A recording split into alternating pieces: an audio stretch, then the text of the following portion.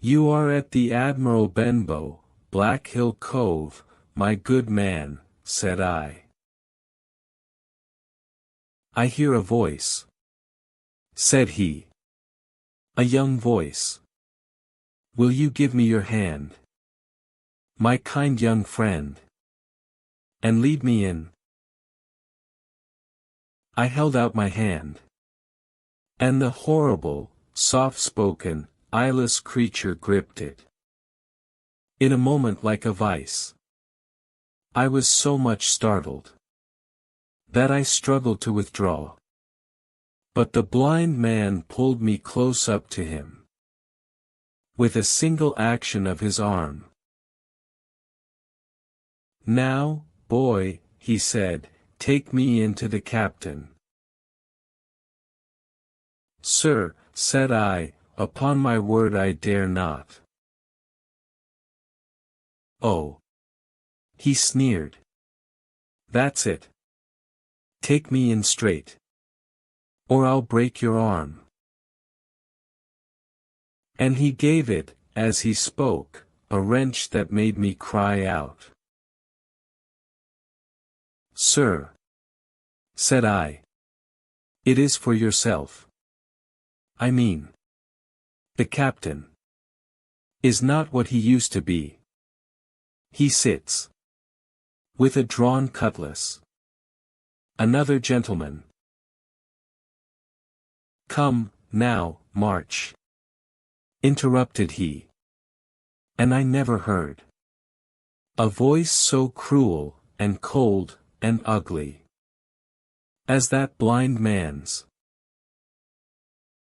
It cowed me more than the pain, and I began to obey him at once, walking straight in at the door, and towards the parlor, where our sick old buccaneer was sitting, dazed with rum. The blind man clung close to me, holding me in one iron fist, and leaning almost more of his weight on me than I could carry, led me straight up to him. And when I'm in view, cry out, here's a friend for you, Bill. If you don't, I'll do this. And with that, he gave me a twitch that I thought would have made me faint. Between this and that, I was so utterly terrified of the blind beggar that I forgot my terror of the captain, and as I opened the parlor door, cried out the words he had ordered, in a trembling voice. The poor captain raised his eyes, and at one look, the rum went out of him, and left him staring sober. The expression of his face was not so much of terror as of mortal sickness. He made a movement to rise, but I do not believe he had enough force left in his body. Now, Bill, sit where you are, said the beggar. If I can't see, I can hear a finger stirring. Business is business. Hold out your left hand. Boy, take his left hand by the wrist, and bring it near to my right. We both obeyed him to the letter, and I saw him pass something from the hollow of the hand that held his stick into the palm of the captain's, which closed upon it instantly.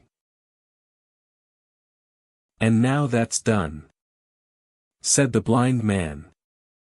And at the words, he suddenly left hold of me, and with incredible accuracy and nimbleness, skipped out of the parlor and into the road, where, as I still stood motionless, I could hear his stick go tap tap tapping into the distance.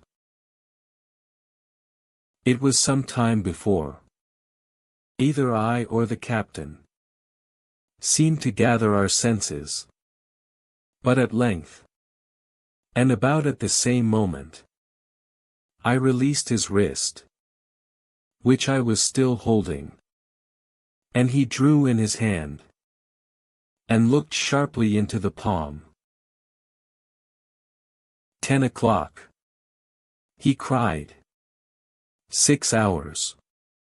We'll do them yet. And he sprang to his feet. Even as he did so, he reeled, put his hand to his throat, stood swaying for a moment, and then, with a peculiar sound, fell from his whole height, face foremost to the floor. I ran to him at once, calling to my mother. But haste was all in vain. The captain had been struck dead by thundering apoplexy.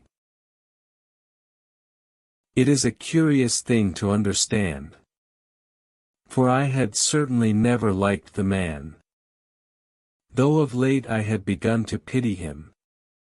But as soon as I saw that he was dead, I burst into a flood of tears. It was the second death I had known, and the sorrow of the first was still fresh in my heart.